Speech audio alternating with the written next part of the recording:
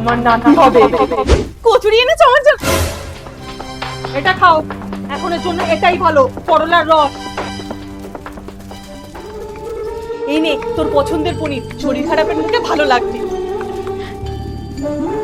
আমি দুদিনের জন্য বাড়ি যাব। হবে না, তোমাকে দেখতে আত্মীয়রা আসবে, অনেক কাজ আছে। এই শো শো শো, বুঝিস না, শ্বশুর বাড়ি গেলে তো শরীর খারাপ হলেও কাজ করতে হবে। তুমি বলবে না আমি বলবো যে আমি প্রেগন্যান্ট নই? আমার নাতি চাই। ঠিক আছে, আমি বলছি। মা, কোনো কথা শুনতে চাই না। জানি বৌমা প্রেগন্যান্ট না, ডাক্তারের সাথে আমার পরে কথা হয়েছে, ওর প্রেসারে প্রবলেম আছে, শরীরে রক্ত নেই, শরীর দিন দিন ফুলে যাচ্ছে। বনি এসেছেন?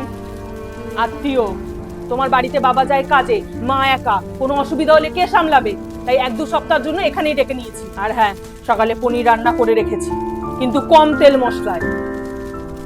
জানি মায়ের জায়গা তো নিতে পারবো না, কিন্তু যেটা ঠিক মনে হবে সেটা করব, তাতে তোদের ভালো লাগুক বা না লাগুক, এক সময় তো হবেই।